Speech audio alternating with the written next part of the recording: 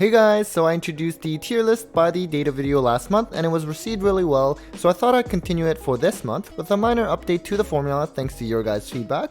So if you want this type of data content each month, then make sure to subscribe. Now for those of you that are watching this tier list video for the first time, or even for those that watched my last month's video and need a refresher, the formula that I use to categorize the decks in different tiers have three key components. Firstly, with data from ygeoscope.com, I calculate the percentage of the deck's representation among all of the matches contributed by the top 20 decks played in the last 7 days. For example, let's say that there were 1,000 matches played by the top 20 decks, and 100 of these matches belong to Sword Soul, then Sword Soul would have 10% or 0.1 for this component. Now this component is multiplied by 0.5 to reduce its impact by 50%, because there are times where some decks are heavily played online but are not actually tier 1 decks, but rather fan favorite decks, so I am trying to make sure that that doesn't cause it to become categorized as a tier 1 deck, for example.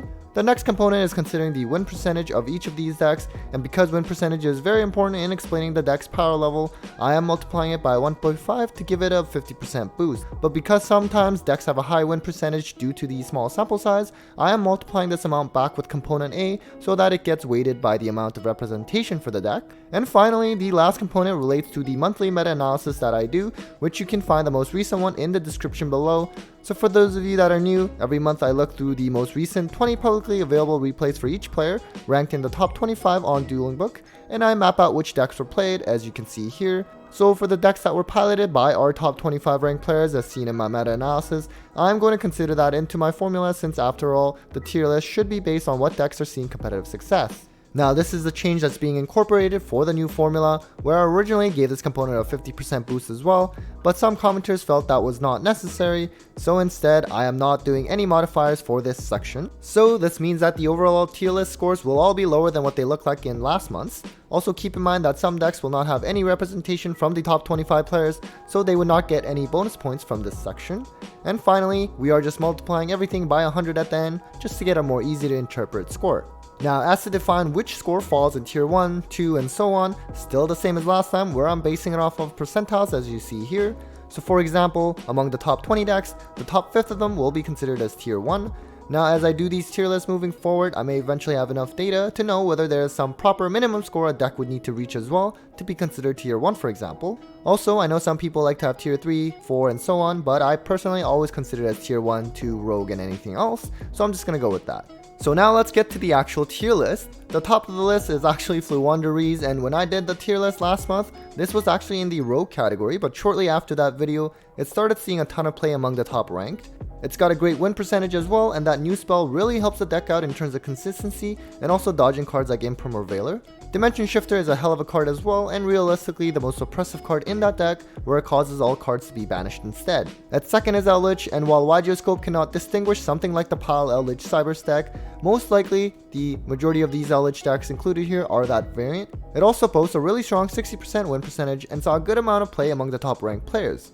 As for the actual pure Eldritch variant with triple scale drain, I don't think that's actually seeing much competitive success right now. At third is Sword Soul, a very consistent deck that is still really strong despite the loss of Protoss on the last ban list. It is a deck that's played a lot among all players as well, and it's a pretty cool deck that relies on generating tuner tokens for synchro summoning and banishing cards to trigger certain effects. The last of tier 1 is Dragon Link, which has emerged yet again now that Protoss is banned. It has been a good combo deck for so long now and requires a big brain to pilot efficiently. That might perhaps explain the lower win percentage among all players, because not everyone can do well with it, but the deck sort of has it all with Omni Negates and bounces and pops, and has lots of comeback options. Now one thing to note guys is that ygeoscope is not going to be able to categorize a deck like base, because that's just a made up name by the players, so that likely is another tier 1 deck, but unfortunately when relying solely on the data from the site, it won't appear here. As for tier 2, surprisingly Prank Kids end up at the top of the tier for this month, despite having the highest score in last month's tier list.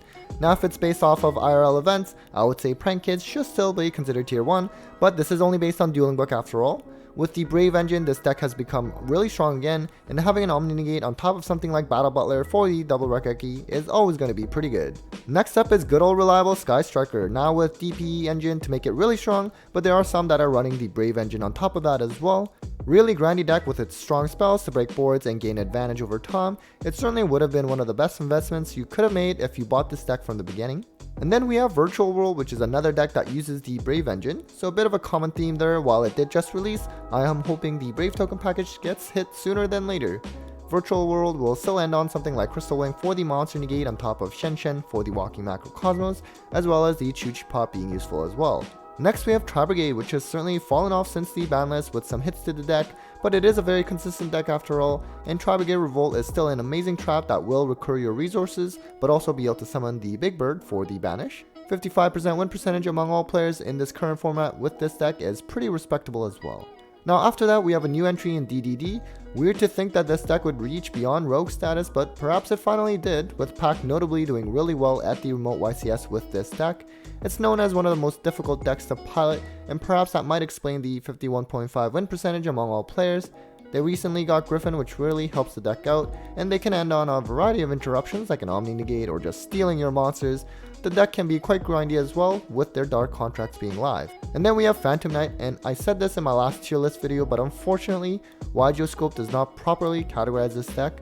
A lot of the decks that are categorized as just hero is actually Phantom Knight, but since it also involves other decks that use the DPE engine, I cannot rely on that, so Phantom Knight will sadly get underestimated in terms of calculations for this video. But even in IRL events, the deck has been rather disappointing, so I think being a tier 2 might still be relatively accurate. On to rogue decks now, and we are starting with Dinosaurs. Sadly, it did not have a great win percentage among all players and has some issues with consistency now with Miss Get 1, but still a fan favorite deck and certainly an option you cannot underestimate because Ultimate Conductor Tyranno does not care about the Scythe Lock and will just attack over all of your monsters. And then we have Ad Ignister, which is a deck that does see play from top ranked players as well. Solid rogue choice, and their arrival at Ignister is a boss monster that some decks just don't have a natural out to. Next we have Dogmatica Invoke, which is really strange to see them get placed at rogue. I do think that this deck is more so tier 2 when you take into account of IRL events, although it did not do too well in recent events. I am playing this deck myself at the moment, and I would say it's certainly no longer the tier 1 option that it was not too long ago. Then we have Drytrons. Weird to see this as a rogue option now as well, but the ban list did have a pretty big impact on the deck now that Eva is gone. Another big brain combo deck that brought ritual summoning to a new level. Perhaps it will make a comeback again someday. Next we have another fan favorite in Salamangreat, a deck that is incredibly grindy and is relatively an easy deck to learn, at least its main combo lines. Introduce what's known as Reincarnation Link Summoning, and I think it's a great deck to pick up if you're just returning to Yu-Gi-Oh! Next on the list is Plunder Patrol, which lately the cards have all been going up in price. I'm clearly out of the loop, so please let me know why they're all going up lately. The deck does sneakily well at events as well, and has a cool gimmick where monsters equip themselves to the extra deck monsters and can provide a range of monster and spell trap negations as well. Then we have Earth Machines, which technically Scope just categorizes as strains, but from my experience going through replays, usually they are Earth Machine toolbox deck with the Machina cards. It was actually quite popular a few formats ago, although it seems to have died lately. The final deck on the rogue list is Mystic Mind Burn, which really should not exist, but Konami TCG just does not want to ban this card. Although with the Brave engine and the balance that it provides, there now is an easy out to Mystic Mind for at least the top decks running this engine. Basically a deck that aims to stall the game and win by burning you to death or by final countdown. Definitely one of the worst decks to go up against. Now on to what is considered the other section, we have Altergeist. Really haven't seen this deck being played at all now, even though it was decently played well after it lost its tier 1 status a long time ago. A trap heavy deck that is very annoying and resilient, and as long as Multifaker continues to be at 3, I think we will see this deck back in the rogue status very soon. And the final deck to make it onto the tier list is Adamancipator. Once it was considered the best deck of the format when the pandemic first started, but with Block Dragon getting banned, it really just got taken down a huge notch. A combo deck that focuses on excavating other rock monsters and synchro summoning with them. It's a really cool concept, and maybe it will come back to meta contention someday as well. Alright guys, that was it for this month's tier list by the data. Hope you found that useful. Let me know what you guys think of the formula and whether you feel the tier list is accurate enough. Don't forget to check out my March meta analysis of the top 25 ranked players as well if you have not already done so. Take care guys.